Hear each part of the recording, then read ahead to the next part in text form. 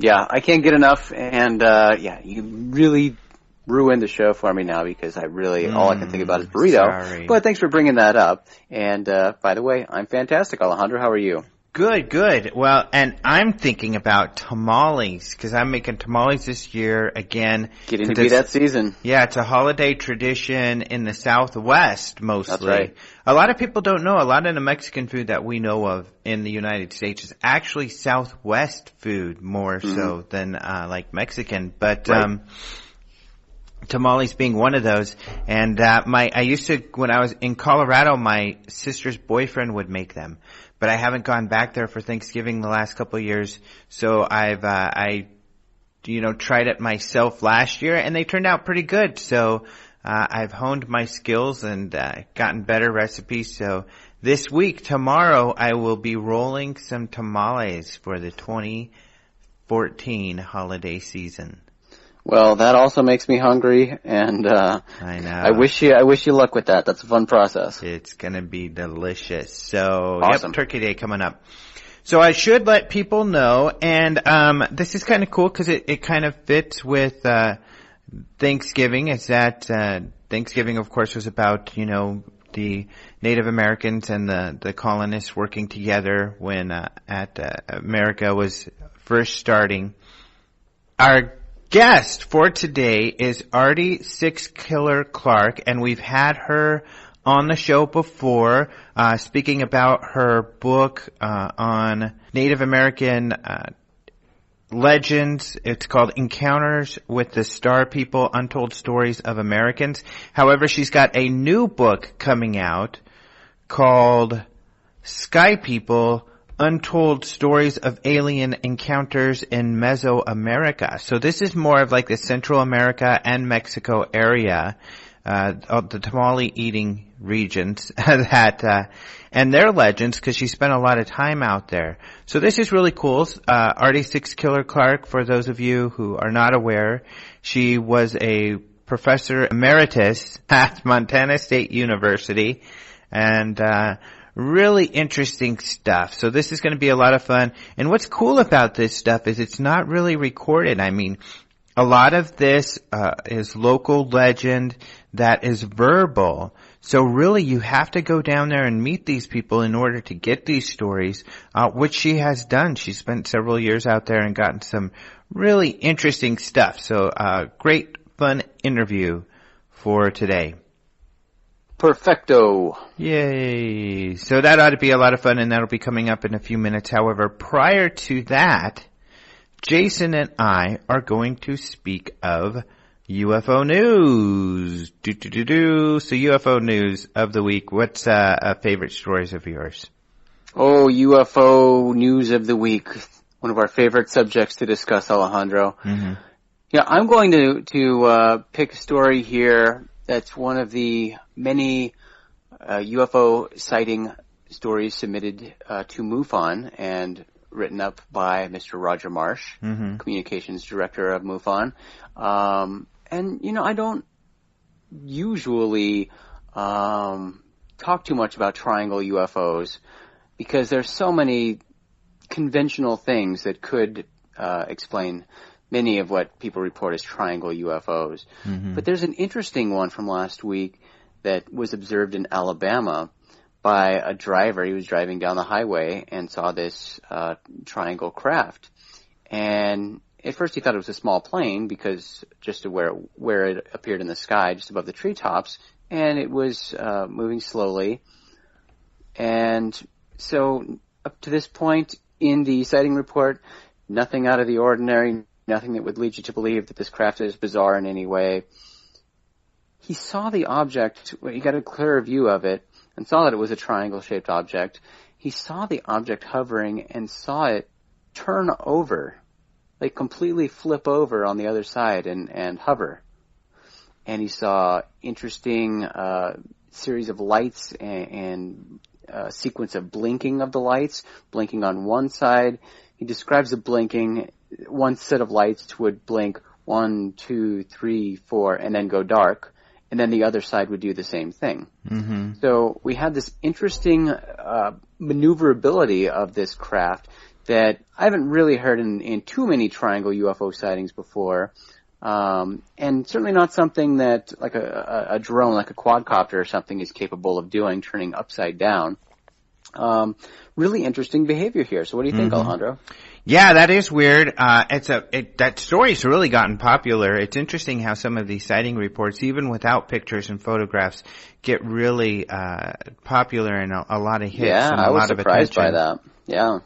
But it is cool, and it seems like these triangular ones in particular, where once in a while you will hear of them kind of stopping and doing some sort of weird maneuver in the air. I haven't heard, I don't think, of a total flip over like this, but I have heard at least several times that they will kind of turn on end, where like the point is headed up and then kind of maneuver or fly away, which is kind of weird too. So, yeah, kind of very interesting. And of course, triangular UFOs, I think, capture the imagination because they're so strange and there have been, so many credible instances across the decades of sightings of these things. And because I don't typically talk about triangle UFOs that often, I do want to point out here that I personally get really frustrated by people in the UFO field and UFO enthusiasts and armchair researchers and I don't know, the whole group of anything to do with UFOs and people who have casually researched it and think they know a lot about what these UFOs are, especially the triangle ones. Time and time again, we hear people respond to us and say, "Oh, no big deal. That's not aliens. That's the TR-3B." And listen, people, there isn't confirmation that is even a craft. Yes, we've got lots and lots of hearsay testimony and comments about secret black projects. But you know what? If the TR-3B actually does exist and it's this secret military craft or whatever, number one, it hasn't been that secret because everybody seems to know about it. And number two, they seem to have been working on it for I don't know how many years now.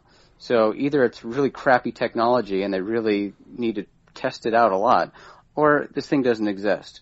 But the thing is, it's speculated, and people, it's really, I think, throwing out a lot of UFO sightings when people just automatically say, a triangle UFO, that's TR-3B, that's military, let's throw it out. Who cares about that sighting? Yeah. So I think it is detrimental when people just chalk it up to the TR-3B when, again, we don't know that actually exists. Yeah, you're just getting us in trouble again, Jason. We always get ourselves in trouble with people because I agree wholeheartedly. I've said this before, and it was confirmed when I spoke with David Marler, who wrote a book on triangular UFOs and has done even more research into this. But being in this field for so long, I've also looked at a lot of information, and like you said, there is no evidence for a TR-3B. There was a TR-3A, which was like a precursor to a stealth bomber, but it was conventional. I think they just made a prototype or just designs. But there's been no evidence whatsoever of a TR-3B using any anti-gravity. And like you said, everybody always throws that out. Oh, that's a TR-3B. Well, we don't know that they exist. They most likely don't.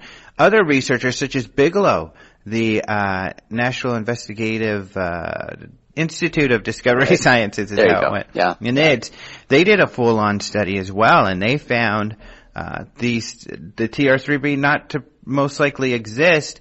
And what's interesting about their study, if people get frustrated, they're debunking. Well, they're saying that it's not human, that these triangle UFOs are real, but that they aren't, their conclusion was that they weren't made by, humans. They're not ours. Yeah, they're not ours. So, yeah, you're right. I mean, triangular configurations of lights in the sky, typically an airplane. I do like some of these night vision ones we've been getting lately that are really cool because they don't show any blinking navigational lights at all. And they kind of have some weird maneuvers at times. So those are kind of neat.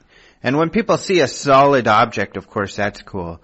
But like you said, a lot of these do turn out to be conventional airplanes. Right. But some of them, are just unknowns. Yeah, absolutely.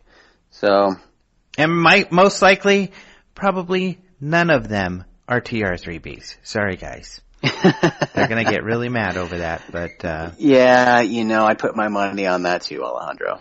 There could be other things, though. We do know there are, there are triangular craft out there. There's been some photographed in the last year or so. The great photographs where they typically have contrails.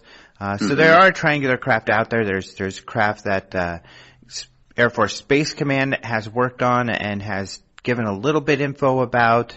There's the Aurora, which there is more evidence for something like the Aurora existing and possibly using like the scramjet or ramjet technology. But so there are triangular craft out there.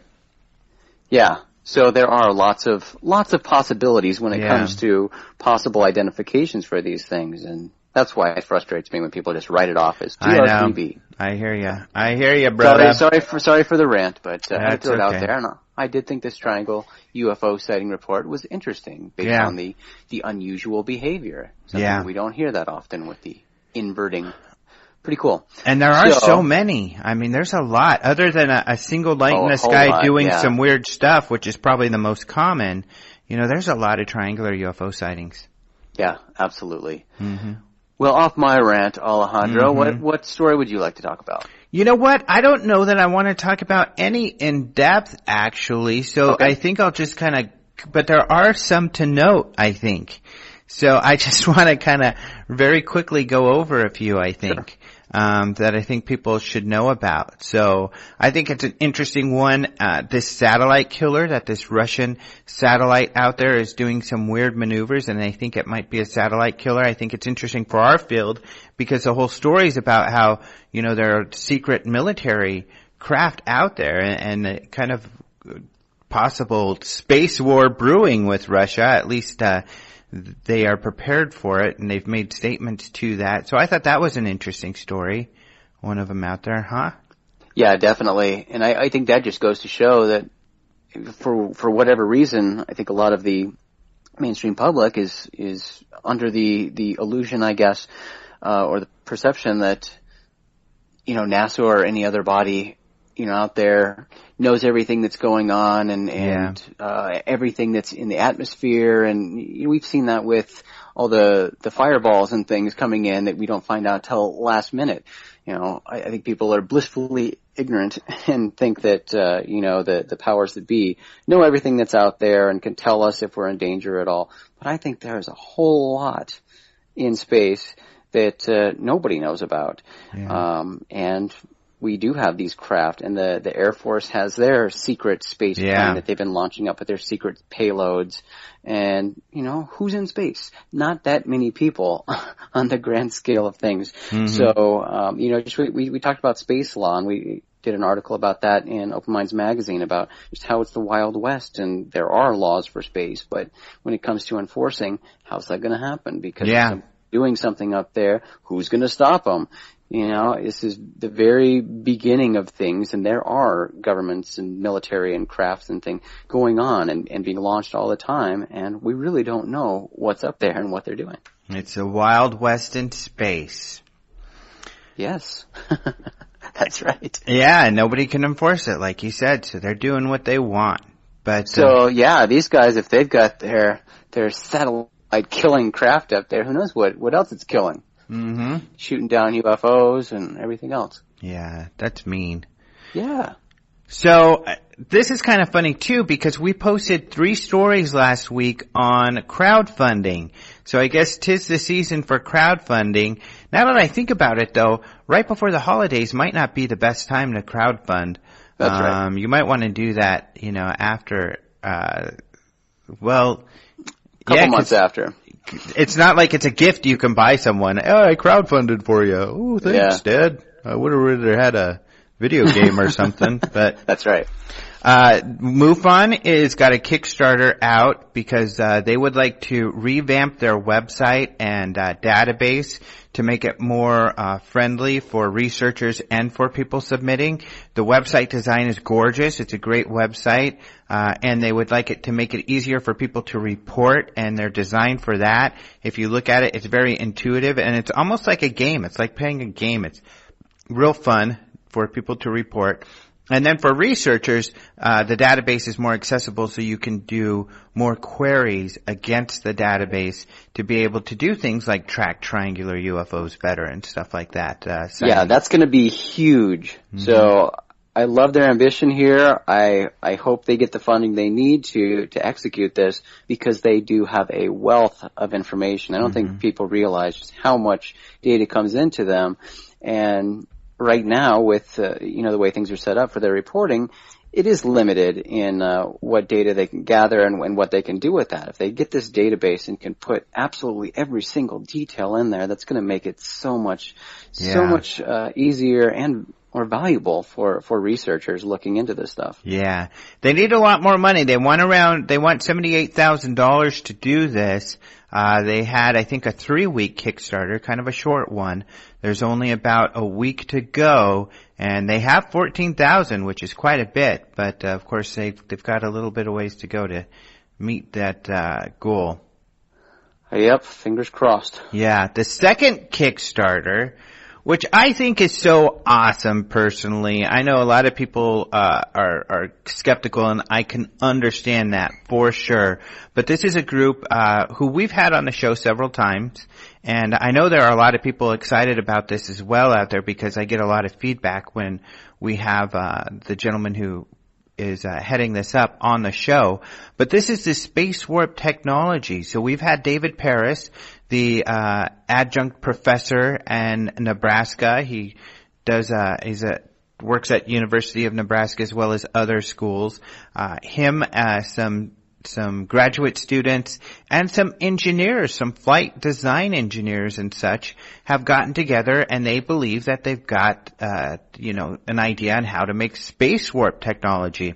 So they've tested this in the lab. Now they want to build a drone that's, like 5 feet wide or something that will actually demonstrate this technology. They want to get this thing off the ground so it flies around using space warp technology. So I think this is so cool and interesting. They're only looking at, they're looking at an 80,000 or something like that. They want too. But you could go donate to them so they can do their best to get their project off the ground. And I think this would be really cool. And I'm gonna say this on the air. I am so disappointed right now with the Huffington Post. They did post a Travis Walton blog I wrote today.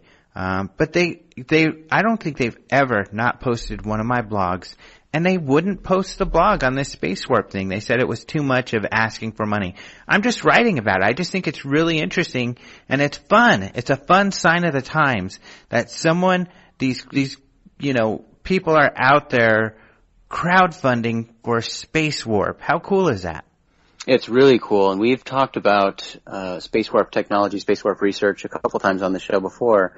And it's kind of, I don't know, it seems unreal to talk about it in an actual, realistic way, that it's so close, that there are people doing this research. It's feasible. They have plans for warp engines, and this stuff is going to happen in our lifetimes. It's so exciting.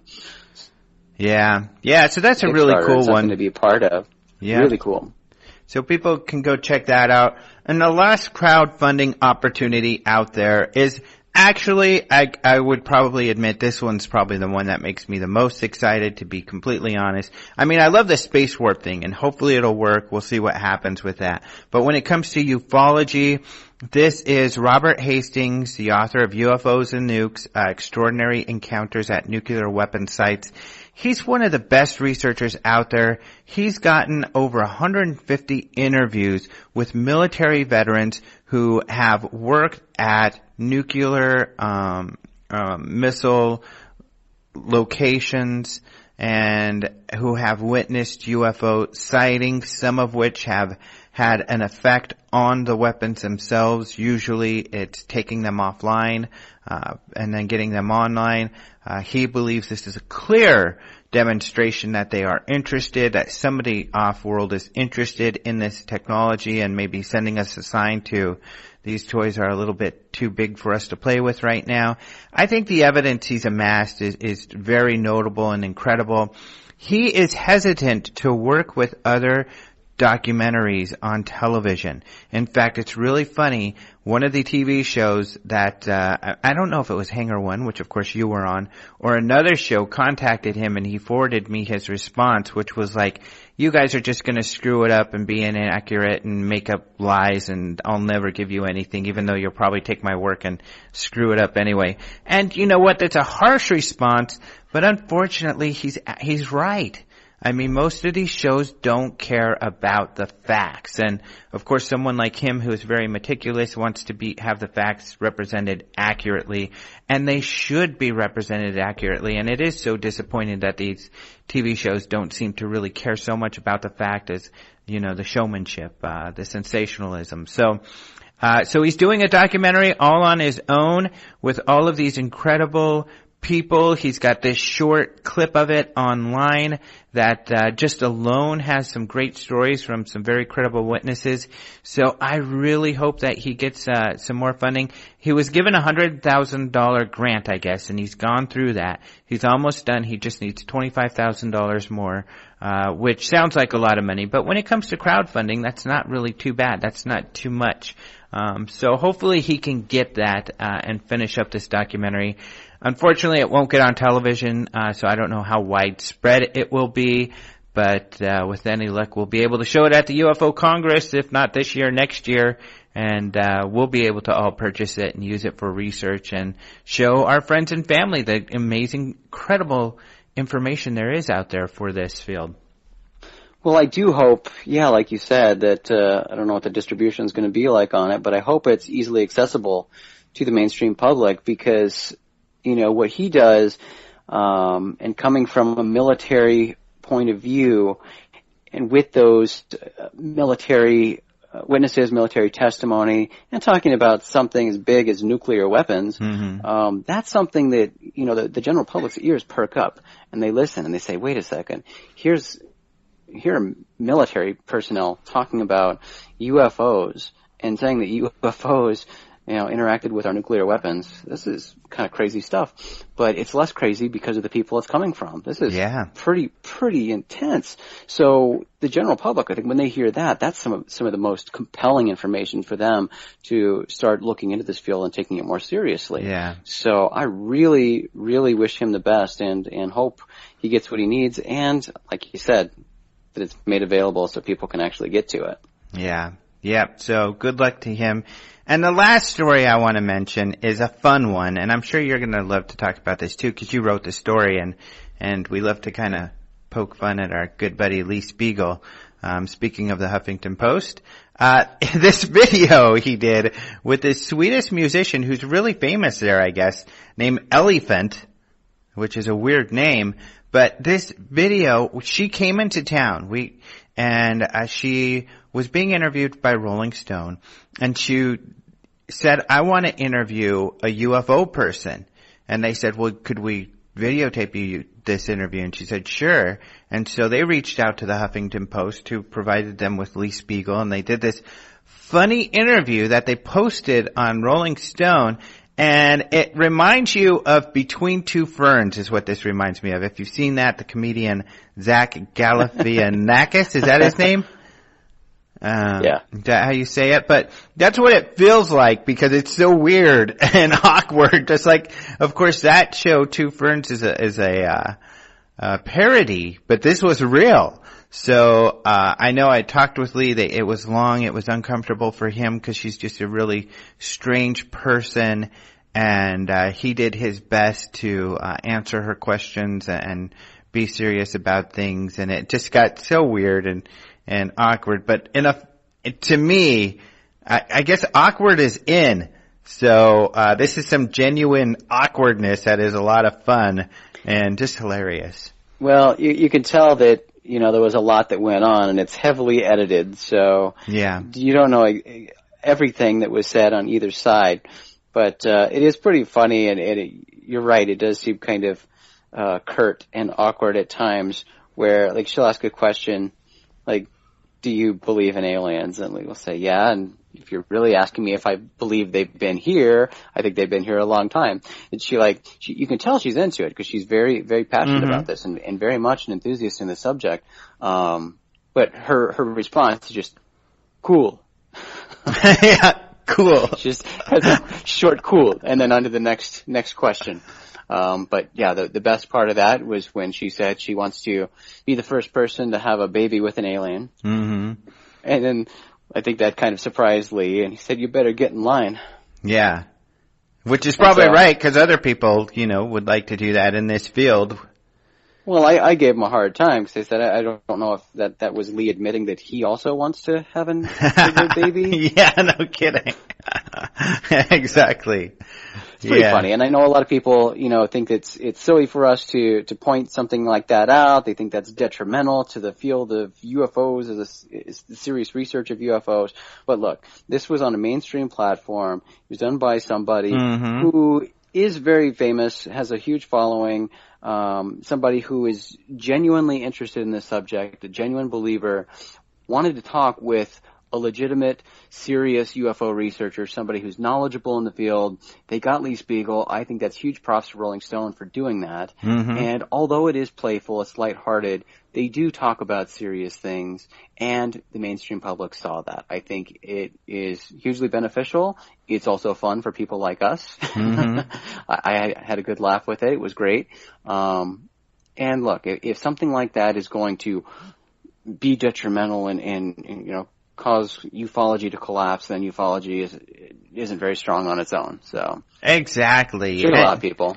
Yeah, and it's like the social aspects, the sociological aspects, and how all of this plays out, I think is important. I do too. And here again, you have people that are into this, and regardless of what you think of those people, which is kind of rude of a lot of people, to be honest. I mean, these are people who are genuinely into this stuff, and they have every right to be, and they have every right to express it in whatever sense they want to. And I think, if anything, we should be happy that they're into it, rather than it would be worse if they're debunking it, I think so, or just dismissing it without any research. So I appreciate people doing whatever they can, and in the future, if this is the more and more mainstream it gets, and let's say it's taken for granted that, yeah, of course, we're being visited. Well, then, we'll see more of this kind of stuff. So, right. It's just what it is, and if anything, I think, to me, overall, it's a good thing, because it means the society is moving towards accepting, all of the phenomena. Yeah, that's right. So, and let alone it happens to our good buddy Lee. Ha ha! All right, cool. Well, that's about all the news I want to talk about. What do you think? We covered a lot, huh? Yeah, we sure did. I think we knocked it out. Yep, there's more on spacing out, and Jason wasn't in it because you were moving into your new house. Yep, still moving into my new But hopefully you'll be, are you going to be in the spacing out this week? I should be. No, we're not doing a spacing out this week because Thanksgiving. Oh, I don't even know. Jason writes the scripts for those, and he's kind of the founder, or what's a better word? I mean, spacing out was your brainchild. That's a good way to put it. You're the father of spacing out. It's your hybrid baby spacing out. Yeah, it's kind of a hybrid. It's kind of your hybrid alien baby. That's right. Yeah. So okay. So no spacing out this week. I can chill out. I don't have to worry about what shirt I'm going to wear on Wednesday. That's right. Don't stress. Take the holiday, relax. It's cool. All right. I'll worry more about my tamales. Yes, that needs your full attention. Yeah. Okay, great. Well, let's go ahead and talk with Ardy. I am very excited to have Dr. Ardy Sixkiller Clarke on the line. Hello. Hello. How are you, Alejandro? I am doing good. How are you? I'm doing great. Well, it's really exciting to have you on the show again because you have a new book coming out. Yes. I'm very excited about it. Uh-huh. And your previous book is Encounters with Star People, Untold Stories of American Indians, and we had spoken together about that previously. And maybe you could tell us a little bit about your new book. Well, my new book is entitled Sky People, Untold Stories of Alien Encounters in Mesoamerica. And it came about when I was a teenager. I had a teacher hand me a book entitled Incidents of Travel in Central America, Chiapas, and the Yucatan. And it was a story of two 19th century explorers who had gone to Mesoamerica because they had heard rumors of these ancient cities that were built in the jungles. And after I read the book, and then she gave me the copy of Incidents of Travel in the Yucatan, which was their follow-up book, I decided that one day I was going to follow in the footsteps of Stevens and Catherwood, the two explorers. So I was, in 2003, I actually set out on the journey. It took me 7 years to complete it because I would go down for a month or 2 weeks or something. And I actually visited every site that they had visited, 44. They actually visited 44. I ended up visiting 89 sites. Wow. And this has got to span a few countries, right? Oh, yes. It's Belize, Honduras, Guatemala, and Mexico. Mm-hmm. And it was just an amazing adventure. But over the years, since I had decided that along the way I was going to see if I could make contact with indigenous people that lived there, and go to, I had done a lot of research on the incredible legends that come out of that part of the world about sky people and individuals that came from beams of light to their village, down from the sky. That area is just rich in stories of interaction with sky people. And so I decided that I had done the research on the legends, but I wanted to follow up and see if there were any contemporary stories. So using interpreters, guides, drivers, I was able to come away with some amazing stories of contemporary interaction with UFOs, with giants, with little people, with sky people, and it was just. It took me 7 years to complete it, but it was an amazing adventure. Wow! So when you first got into this, those legends, are those legends in the history books, or was this something that you had to hear firsthand? Some of the legends, are fairly. They are in books in Spanish, but many of them were legends I heard from people when I was traveling there. Mm-hmm. I was in Monte Alban, for example, which is the heart of the Zapotec Indian country, and there were these three young men who approached me, and they were a part of a film crew, and they told me they identified themselves as being from the university, and they said they were doing a documentary on the slash and burn that goes on in the jungles there by the native people, where they cut the trees and they plant their corn crops.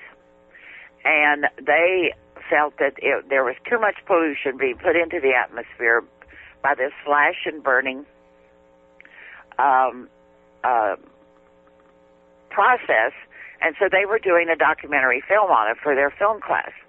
And so they mistook me for a tourist and said, we'd like to interview you and get your opinion on this, on what's going on here.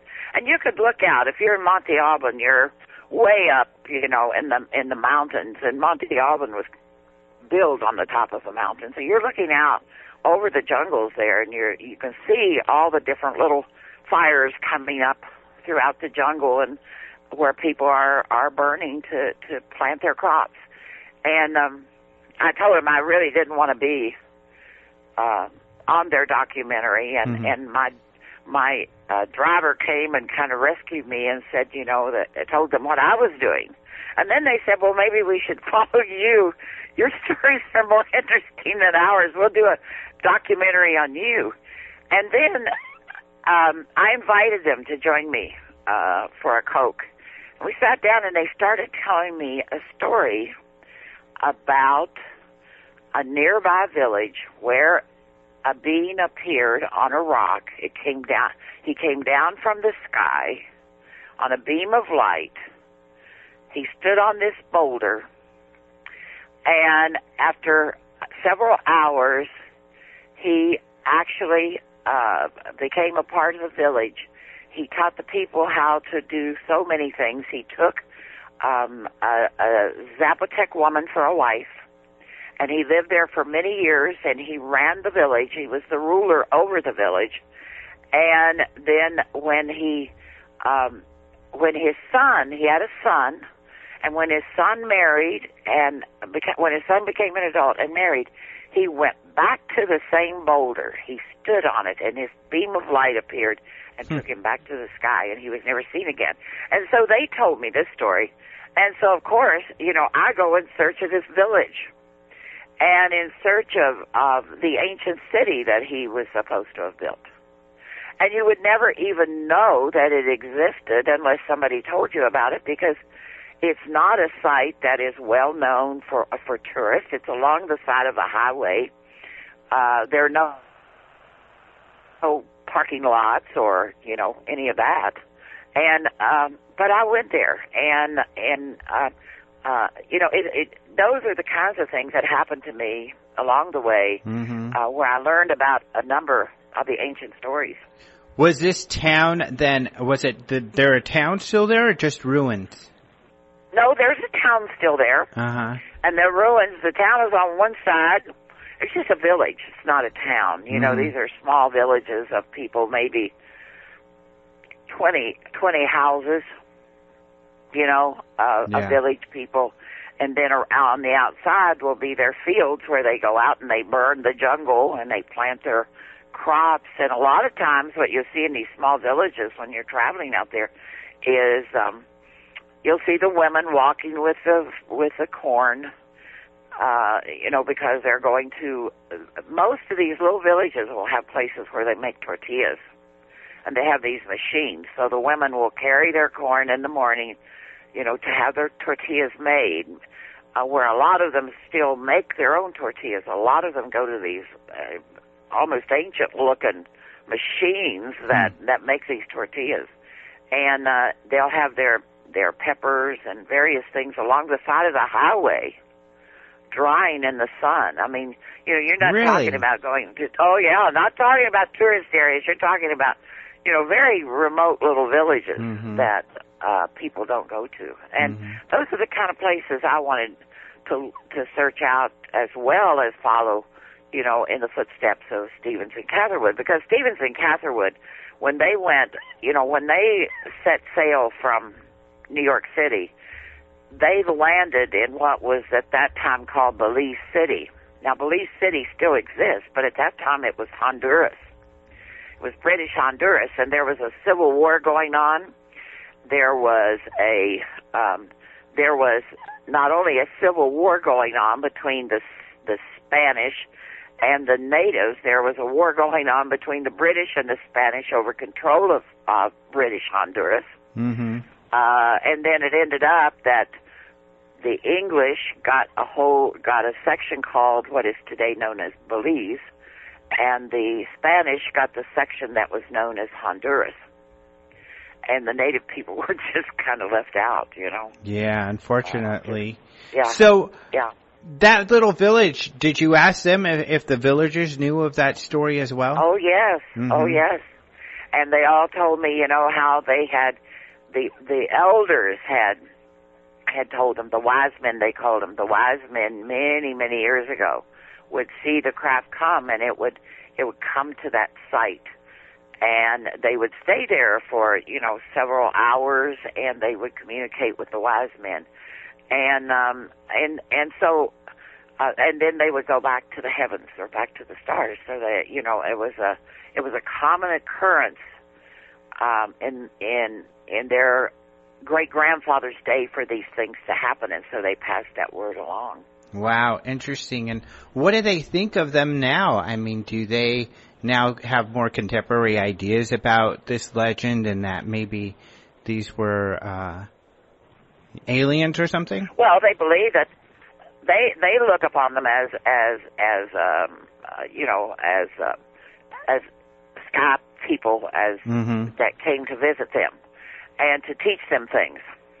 Okay. Unlike not necessarily as ancestors. Now, the Zapotec, they don't. What's interesting about the Zapotec is they call themselves the rock people. They claim they came out of the rocks. But you go to other native groups in that area, and they call themselves the cloud people. They came out of the clouds. You have, which would indicate the sky. And so you have a lot of different accounts, and you certainly have to be aware of what group you're talking to, in order to make sure that you get your story straight. Yeah, interesting. So did a lot of the villages have similar stories? A lot of villages, one of the stories that I was told was in Belize.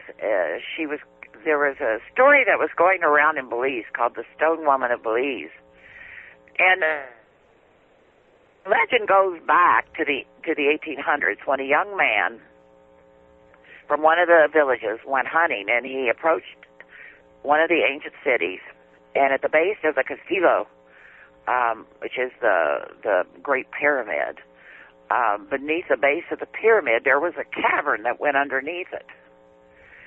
And as he approached the Castillo, standing motionless before him was this beautiful, statuesque Maya woman dressed in a long white dress. The story was that she had red glowing eyes, and according to the hunters, she sparkled in the rays of the sun. He was so awestruck by her appearance that he threw his gun aside and he ran to the village. And after telling the people in the village about this woman of stone, several villagers, including the local shaman, went to the site. When they arrived at the large mound, at the mouth of the cave, the stone woman had disappeared. But there have been repeated accounts that the stone woman reappeared over the last century. When I was there had been a recent account by a local shaman that the stone woman was seen ascending to a large silver disc that hung over the ancient site. Others who had been there said that they saw her climb the pyramid and disappear inside the walls of the pyramid. And Stevens and Catherwood, the explorers I was following, they never went to this village, but I've kind of set up my schedule so that I had the freedom. If I heard a story, I went in search of that story. So I made that trip and went in search of the shaman who said he saw the UFO, and I found him, and he told me that the woman had such great power. His name was Albert Beto, and he said that the woman had such great power that she transfixed the men that looked upon her, and that she made them believe that she disappeared, but that in fact, if you didn't look into her eyes, you saw that she did not disappear. She was a sky woman, he said. She was from the stars. And that he saw her. He never looked into her eyes, he said. He said she was magnificent. She glowed like the stars, he said. She was so beautiful. He said, I saw her descend from the craft on a beam of light, and she stood at the entrance of the pyramid. And then she disappeared inside the cave. But when she emerged, he said she climbed to the top of the Castillo, and a beam of light came down, and she entered the craft just as she emerged from it. Wow. And I asked him, I said, well, were you the only witness? And he said there were several others, But some of them said she disappeared inside the pyramid. He said, I did not see that, but I avoided her eyes, he said. And he said, if you looked at them, it gave her power over you. Wow. So, you know, those were the kind of stories that I was looking at, because this was an ancient legend. And here are still stories in those jungles and in those small villages of people who have, you know, who seem to substantiate what those old stories say. Some people told me she was the Virgin Mary. You know, it was really interesting to see the interpretation. Many times I found that a lot of the interpretation of some of the things they saw often had to do with their strong belief in Catholicism. You know, and did some of these legends predate Catholicism coming to the area? Yes. Yeah, they did. This one did not, because this legend, they said, dated back what I was told was it dated back to the 1800s. Interesting. So that would be. Were there legends like this that you read in the Stevens and Catherwood research? No, they were strictly, you know, explorers in terms of geography and archaeology. In fact, Stevens is called the father of American archaeology. Wow. Was a architect by trade, and you know, and he was the one who drew all those painted all those fantastic pictures of those ancient villages that today are considered, you know, still the best depiction of those ancient cities of anybody who ever saw them, you know, and before the camera, before the advent of the camera, and I went to, you know, they went to a lot of the big cities. At the time they were there, you know, the time they traveled, you know, practically all of this area was jungle. And they had to, it was very difficult traveling for them. Where today, you know, there's more roads. There were times my guide had to go knock on doors and ask people if I could go on their land and see these places that Stevens and Catherwood had visited. There were times that people would actually take me themselves when they found out what I was doing. But I, you know, many times we just knocked on doors and said, you know, do you know where this place is? Or we believe this place is on your land, because a lot, you know, the tourist areas that, you know, like, you know, Chichen Itza and Palenque and Uxmal, those places, you know, have been well developed, and of course Stevens and Catherwood went to all of those places. But those are the ones that tourists go to, you know, but they went to a lot of other places, and some of them literally have been destroyed. One of the things that the Spanish did in many of those sites is they would go in and they would destroy the pyramids, and then they would take the stones from the pyramids and the cities and build churches with them. Right. Or build churches. They would level them and build churches upon the foundation with the stones that had been used by the Maya. So, you know, you're dealing with that kind of thing as well. But it was an interesting journey, and one that will give the readers a totally different perspective on how our neighbors south of the border really look at you know, UFOs and you know, and my interviews involved my youngest interviewee he was 12 years old, and one of the most amazing little boys, Miguel. He will always be in my heart. What did he share with you? Well, he sneaked me in to a site that had been closed off by the Mexican government. Shortly before I arrived there had been a battle between the federales and the village people, and 6 village men had been killed. and I don't know, I think 15, 20 had been wounded. But they had captured like 75 federales and were holding them there, Wow. the village people. And so when I arrive in this village and I go to this site, and the reason they were fighting was because the local villagers wanted more control over the ancient city that was there. And the government was unwilling to give it to them. So when I went there, the first thing that happened to me is they put a chain across the road and demanded 50 pesos to let me pass. Well, it was a state highway, but we paid the 50 pesos, and we went on. And when we got there, there's a big sign, no trespassing. And so we're getting ready to leave, and this little boy shows up on this ancient bicycle and says, "I can take you in there." And I said, "But it says no trespassing." And he says, "Well, that doesn't make any difference. I can take you in there." And he does.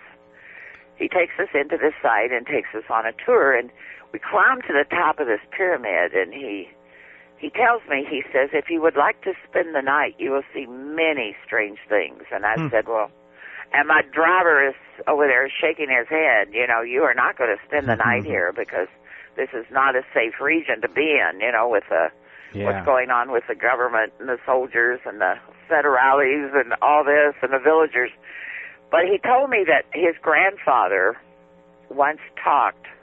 They have a cenote there, and it was only cenote within that whole region of Mexico. And he told me about how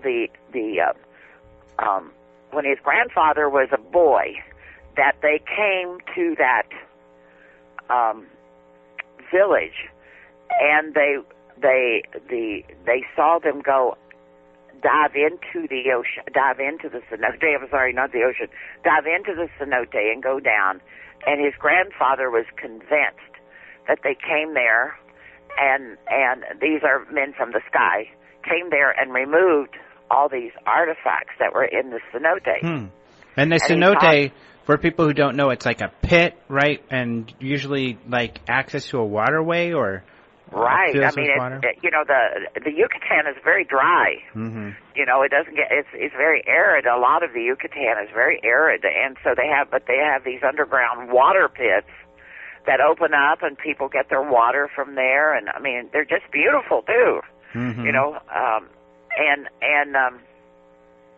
So his grandfather had told him these stories, and he said that one time this archaeologist came.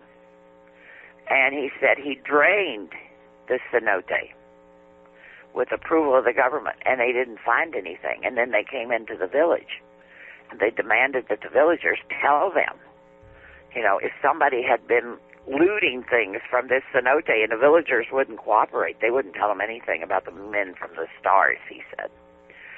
So, he said, "If you will stay with me tonight, you will see the men from the stars because they come here." And every time he would say this, and I said, "Well, I'll come back another time," because my driver said it was just too unsafe to be there. And he said, "Well, you won't come back. No one ever comes back here. Once they've been here, they'll never return." But one day I do plan to go back there. Yeah.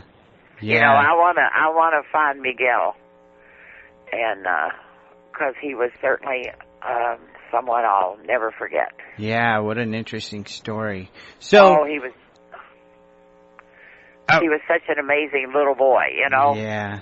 So I was going to say that just like those pyramids that were kind of taken down and built into churches, I'm sure you probably ran across legends like that were kind of the perspective of the old legend was changed to fit kind of the ideas of the church.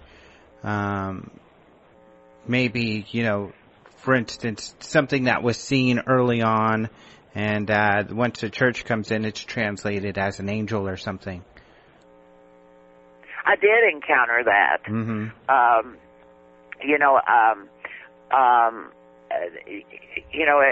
It was amazing sometimes that some of the stories I would hear, they would say, the priest had told them they were from the devil. Do you remember some of these stories? Huh? Do you remember some of the older stories? Well, these weren't older stories. These were contemporary stories. They would see these,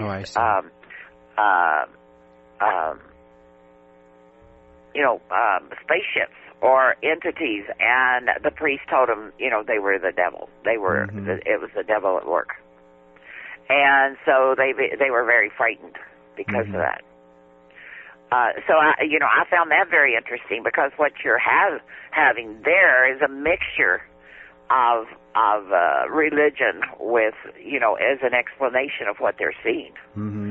And I didn't find that among American Indians, but I certainly found it among the Indians of Mesoamerica.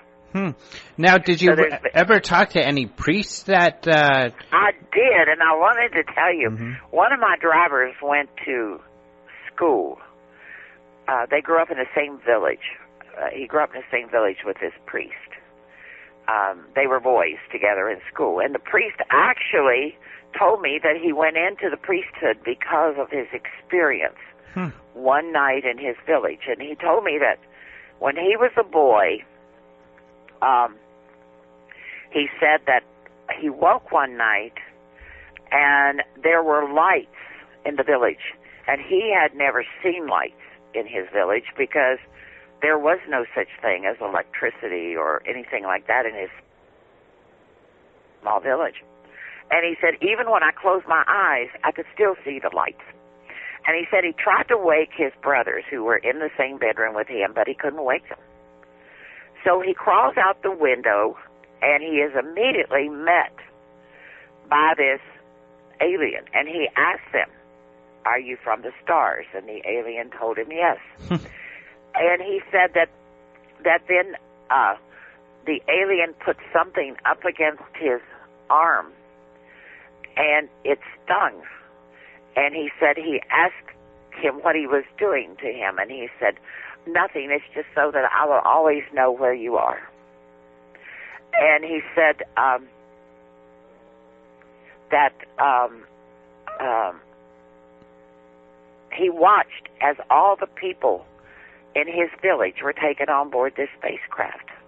And he said he sat on this log and he watched all of this going on. And he said that the alien came to him and asked him, "Why are you sitting here and watching this?" He says, "Because I want to remember everything that happens tonight." And the alien told him, "You will not remember." And he said, "But I will remember." And he said, most people do not remember, and if they do, it doesn't do them any good to tell their story because no one will believe them. And he said, so I decided that there's only one way I would know whether I was dreaming or not. And so he said, I picked up a rock that was between my feet. And when they left, I carried it back home. I crawled in the window and I placed it next to my sandals. And I got back in bed. And I figured if next morning, if I get up, if the rock is beside my sandals, I wasn't dreaming. And if the rock was not there, then I was dreaming. And he said, when I got up the next morning, the rock was there. Interesting. And he said, I think that night made me decide to be a priest. He said, this spaceman gave me such a feeling of trust and kindness and love that I wanted to pass that message along to others. Oh, wow. Interesting. So he didn't feel anything malicious was going on, even though these people were being taken up into a craft and then returned. Yes. That's he felt very like, interesting. And so, Mateo, who was my driver, he took me to meet him because, like I said, they were childhood friends together. Mm-hmm. And Father Felipe told me, his story, and I don't doubt for 1 minute that this priest wasn't telling me the truth. And he didn't think they were demons. No. Oh, no. Yeah. No. But, it varied from village to village. Where there were larger villages, and there seemed to be competition. You know, a lot of what's happening in like in Mexico, for example, a lot of the Pentecostal religions are moving in, and they are taking a lot of the congregation away from the Catholic Church. The difference being is that the Catholic Church, if you have ceremonies, basically you have to pay for them. Well, for the poor people, it's very hard to pay. Where if you go to a Pentecostal church, they feed you, because all the people around the world are donating money to those churches, and they go out and they feed the people. Well, if you feed the people, they're going to come. Mm-hmm. Especially if you don't have a lot of food. Mm-hmm. I remember a story that was told to me years and years ago on the Pine Ridge Indian Reservation. An elder told me that the priest on the reservation had come and, had told them, now, tomorrow night is Christmas Eve, and you have to come to the church because you're going to see Santa Claus. And he said, so we thought Santa Claus was Jesus, because he was always talking about Jesus. And he said, so we all go down to the church to see Jesus, because we don't know the difference between Santa Claus and Jesus. Mm-hmm. Jesus. And he said that's why the word in Lakota was the same word for Jesus as it was for Santa Claus. Oh, that's funny. And yeah, and I think that's what happens in a lot of the indigenous cultures, is that religion will come in and they'll hear these stories and they're not sure what they're hearing, or trying to make sense out of it within their own culture, and so it becomes something that is not intended. But as long as it can control people, sometimes maybe that's all they care. But the Pentecostals are making a huge inroad into pulling people away from the Catholic Church. And the Pentecostals, the Catholics have done more, I think, in terms of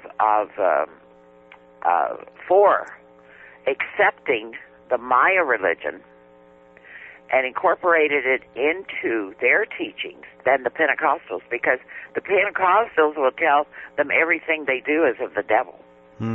But the Catholic Church doesn't say that to them, and it doesn't term the sky visitors or the star people or the aliens as devils, where the Pentecostals do. Now, I don't know if you feel this way, but it seems And I don't know that that's true across the board, but of all the people I interviewed, that was true. Yeah. Although it seems like native peoples, and I don't know if it's the same down there, are not as dogmatic. It's almost like not understanding kind of the hard and fast rules that are the hard dogmas of some religions. Well, I agree. I think that's the reason why I think that in many of these villages you'll find the Catholic priest working along with the local shaman or the local healer or the local wise man. I heard him called a lot of different things. Wise men, the healers, the shaman. And I always think of shaman as being more of a English term, than a local term. But you'll hear them use that word on occasion, the local shaman.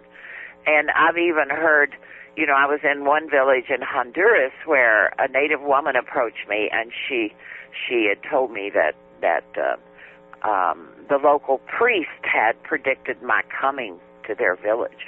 Wow. And I said, you mean the Catholic priest? And she says, oh, no. She says, I live in the mountains. And in the mountains, our priest, the priest we have, the local priest. So she was talking about a native. So they even call them priests sometimes, Oh, wow. And, but the native priest had predicted that I would be there. And she goes on to tell me how she knows I'm the person that he predicted would come. There's a lot of superstition intermingled, too, when you start talking to people about different explanations of what they have seen and, what is going on. But the bottom line is, and of course, too, a lot of the descriptions, they described these, some described the spacecraft like propane tanks. Well, we all know that, we've heard the cigar-shaped craft, but their best way of describing it is like a propane tank because that's what they're familiar with.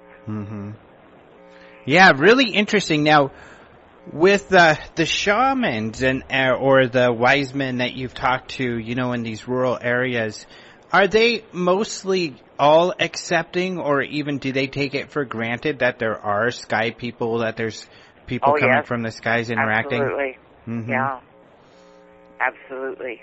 Do they mostly, if not all, have their own stories? I think it depends more on the village that you go to. Because it's generally, the stories are generally related to a particular village. And not all the stories, not all, by far, over half of the villages that you go to, Palenque, for example. Now, Palenque, there's an old story that's told around Palenque that there was a being that came to Palenque, and that this being built this structure, and he would get in it, and it would take him to the stars. And he ruled Palenque while it was being built, and that Palenque was supposed to be the place where all the knowledge of the universe was to be stored. But after Palenque was built, the people who built it refused to live, so it never became the storage center. Now the Hopi say that to the south of Hopi land there is a red city that contains all the knowledge of the universe. Well, the red city to the south of the Hopi land is Palenque. So there's so much connection with all of these different legends that, if you study history, and I have a degree in history, I love history. You start seeing those connections, and you start, seeing that, there has to be more than just that we're on this earth. Well, it's interesting, too, that the Native Americans in the U.S., it seems like, and maybe even Canada, you would know better, all the way down to Mesoamerica, what you're describing now, have a similar idea that these beings come and go periodically to teach us things. Absolutely. I was told by one elder a really fascinating story of how the aliens live among us. And he said, they come every 16 years, and they stay, and they assume they can assume to look like humans. They assume the identity of humans. They work with our scientists. They work with our medical people. They work with our leaders, and nobody ever knows the difference. And then they're gone for 16 years. They said in 2000 they left the planet Earth. They will be back in 2016. Cool. And so he said that hopefully the world will survive that long until they come back, and they can set us on the right path again. Yeah, it's just so interesting how similar that concept is throughout all of the different, because being here in the Southwest, we, and having an interest in this stuff myself, throughout the years, it's a similar kind of story. Have you ever seen the handprint on various pictographs and things throughout the Southwest. Yeah, my mom, in fact, was the superintendent at Petroglyphs National Park in Albuquerque, where they have a lot of them, and we would go visit sites throughout, especially the Southwest. Well, I was in a place in Guatemala, and my driver Mateo and I, I had spent the night at his sister's house, and he had taken me to meet his sister because she was an English teacher at a high school, and she liked talking to English speakers, and so I was invited to her house for dinner, and she had some teenage daughters, and I got, they had a story to tell. And so I spent the night there at her house, and the next, I actually ended up spending a couple days there in the countryside. And so when we started back to Guatemala City, he said, would you like to take some side roads? And we came upon this, we pulled off the road. She had packed us a lunch, and so we pulled off the road, and we were sitting there eating, and this Maya elder by the name of Yak, he came to where we were sitting, and he said, he introduced himself, and he said, basically was wondering what we were doing there, and he said, well, this is the site of an ancient city in the jungle, but he says, most people don't even know it's here. And he explained to me that at one time the government had said they were going to reconstruct and rebuild the city and open it to tourists. And he said they even came onto the land and they built a caretaker's hut. But then they abandoned it. So he had been in the U.S. He had illegally been in the U.S. He had gotten enough money. He'd saved enough money to build his mother a home and his siblings. And so he, when his caretaker's place was abandoned, he literally moved into it, took it over. So he was kind of the protector of this old ancient site, and he would chase off people who were trying to steal stuff, and nobody ever questioned his authority. He lived there, and he even had a little library. He showed me his little library of English books, and he spoke very good English. And when I gave him some books to add, I always carry a lot of paperbacks with me, and I gave him some books to add to his collection. And he said, now I will show you around. That's my gift to you. So he took, we came upon this one particular structure, and it was, he had built a wooden bench in front of it, and it was a stone edifice. And unlike many of the other structures at the site, there was nothing more than mounds of rubble. This was a standing structure with a smooth arch over the doorway, but there were painted red hands decorating the facade. And he said to me, I built this bench because I like to come here early in the morning and communicate with the Shining Ones. He said this was the altar of the Shining Ones. And I said, well, who are the Shining Ones? And he said, well, they're the space people or the sky gods or the star, whatever you want to call them, he said, extraterrestrials, aliens. They are the ones who left their handprints. And he said, you'll see them all over the world. And then he explained to me that, there are 67. He said the Shining people tell him that there's 67 solar systems in a confederation. And that there are thousands of spacecraft that circle the Earth at any given time. But he says our technology doesn't see them.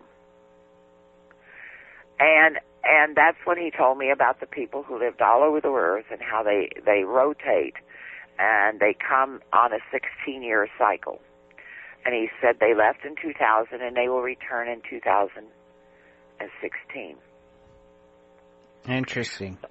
I know. And this was just happenstance that we happened. And he also, he said that the Brothers of the Red Hand, he called them the Brothers of the Red Hand, that they traveled the universe and they left their imprints everywhere place they went. And he said the Brothers of the Red Hand were skymen who traveled throughout the universe, not only the Earth, but they were collecting knowledge of the universe.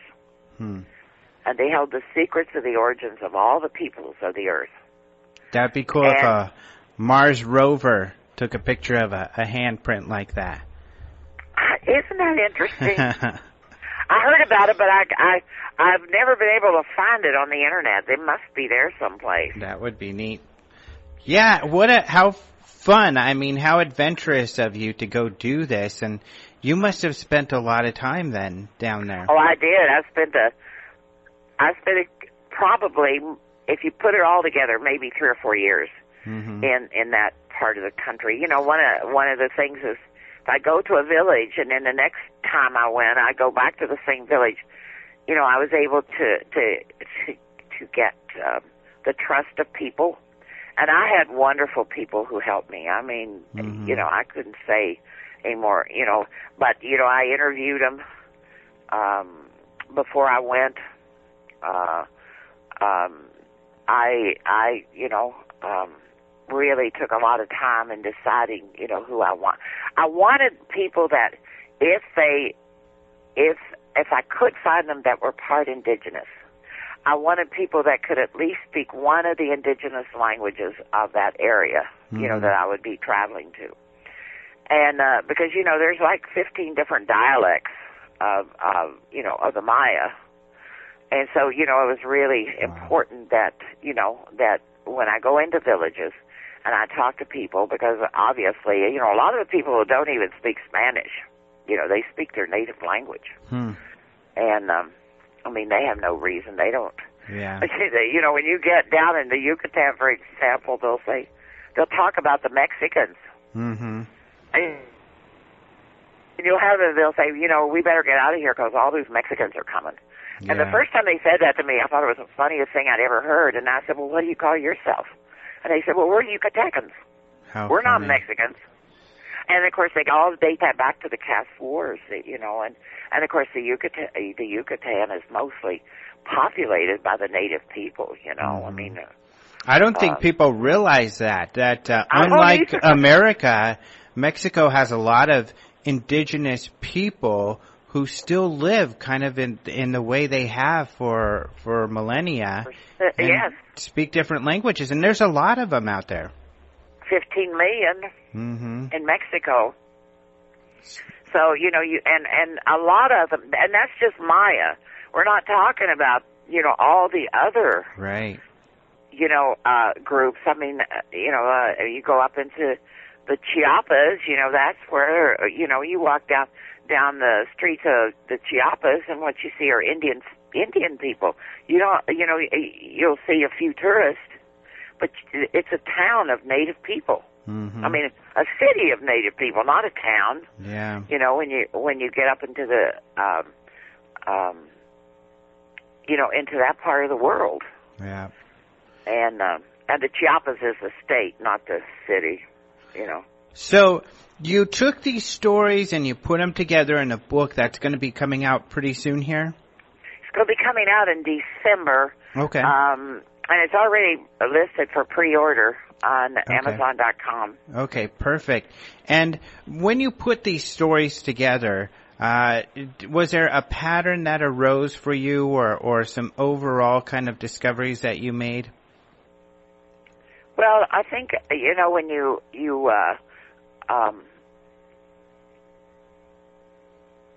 examine, you know, the stories, if you look at them as a whole, you know, you see themes that run throughout. You know, you see so many of the stories that I was told, for example, the first thing they saw were balls of light. And those balls of life transmorphed into human-like entities. I think that was a common thread. I came across people who, you know, I think one of the most unique things, and I'd like to get this point across, is that, you know, in a lot of the legends, a lot of the indigenous groups, including the Aztecs, believed that the Spaniards were gods. when they came to Mexico, in that area, came to Mesoamerica. They thought they were gods. And I spoke with one elder who reminded me that the Maya never viewed the Spaniards as gods. They never viewed them as technologically advanced. He said, we knew technologically advanced civilizations because we came from one. We never viewed the Spaniards as superior to us. And I think that sets the Maya apart from all the other people I've interviewed. You know, because that speaks statements and volumes, I think, of how the Maya believed in themselves, you know, and how they did not recognize the white man as gods. The other thing I think that is so unique is that half of the elders that I interviewed told me that the Maya were not visited, that these ancient cities were not built by ancient astronauts, that the ancient cities, that they themselves were descendants of the sky people who came here. And those people lived on this earth, and they were their descendants, and they were who the Maya are. They brought their knowledge with them. There is nowhere in their legends or their stories about somebody coming and teaching them how to live or anything. They brought that knowledge with them when they came. And that is probably the strongest information I received that would validate their belief that they came from the stars. Yeah, how interesting. Really interesting stuff. And the consistencies, like the balls of light, you know, turning into humanoid forms, are things that are reported in possible alien encounters, but also in ghost stories. You know, you hear that a lot, too. Right. So, really interesting. Well, thank you so much for coming on the show again and sharing all of this. And I could talk to you for 2 or 3 hours about this, you know, because absolutely it was just wonderful. Yeah, it sounds like it. And luckily, because I know people love your last book, I think people are going to find this really fascinating. And it looks like the book will be out in time for Christmas. It looks like about December 22nd. Yep. Yeah, and you're going to hear about missing time. You're going to hear about fake pregnancies. You'll hear about physical examinations, abductions, and personal interaction with aliens. Wow. The difference is that it's all described within their cultural context, and which is really brings a unique type of take on the UFO research. Yeah, really cool. So those sound really interesting. So I'll have to bring you on again. I mean, it hasn't been too long love since. That. So we'll have to have you on again to talk about those things. But thank you so much, and good luck with the book, and you have a great holidays. You too. And to all your listeners out there, happy holidays.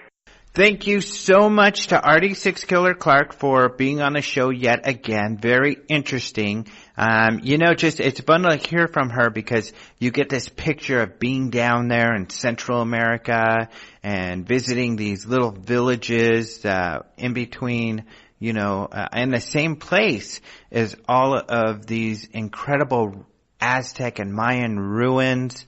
So it's got to be really incredible. So, experience and to live out there.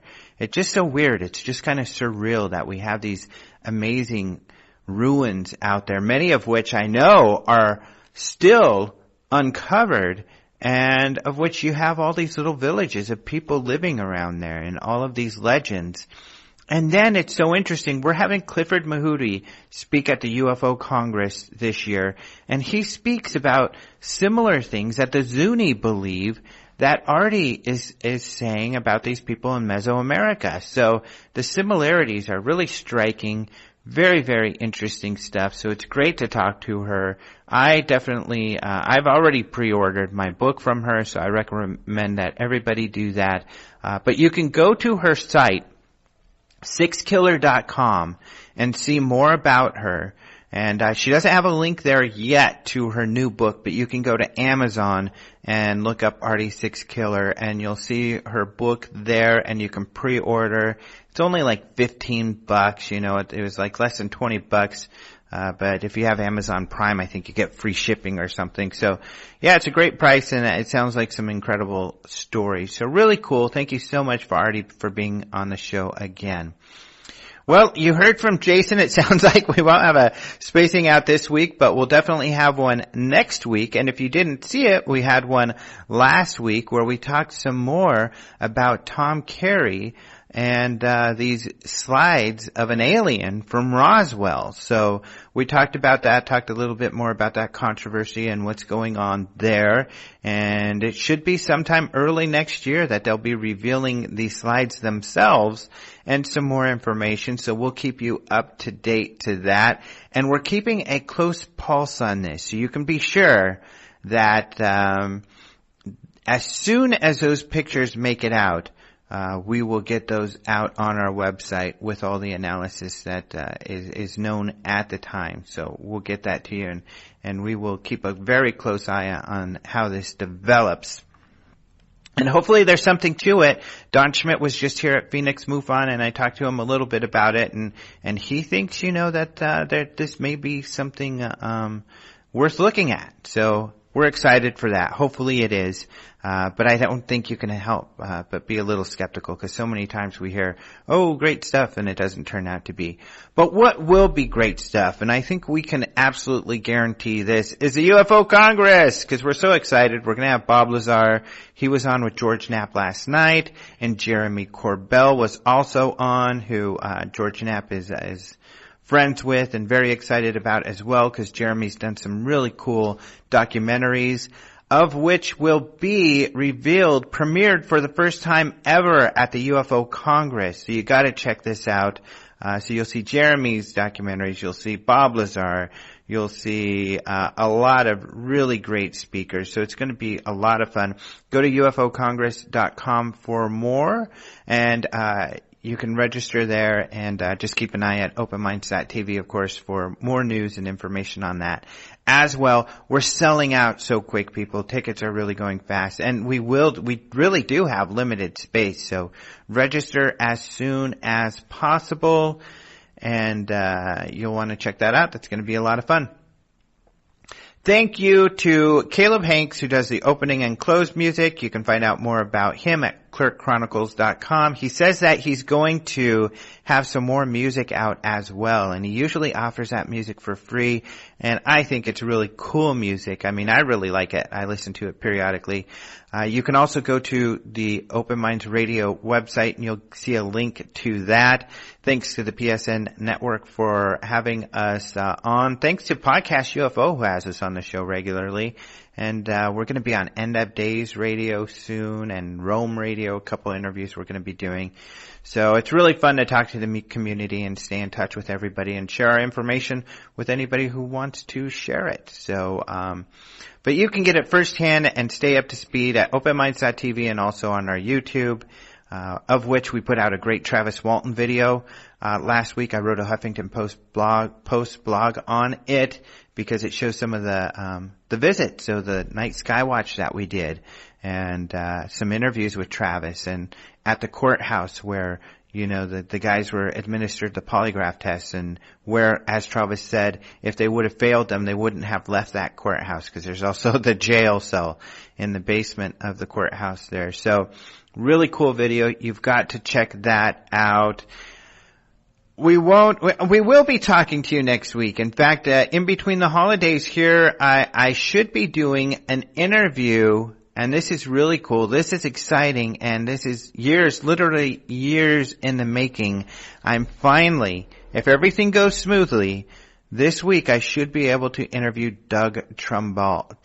I can't remember how the last name goes. But anyway, this guy is a big hero of mine, because he's a special effects guru who did special effects on pretty much all of my favoritist movies in the whole world, such as Close Encounters and Blade Runner and others. So I cannot tell you how excited I am to talk to him. He works with Mark D'Antonio from MUFON, and they're working on this UFOTOG project, but he's been into UFOs for a long time. And UFOTOG was his idea. So if you haven't heard some of our interviews with Mark and you're not sure what UFOTOG is about, we'll talk about that and how he began to get interested in this field. So really excited about that. That's most likely what we'll have on next week, unless there's some kind of scheduling issue. But we'll definitely have his interview up soon.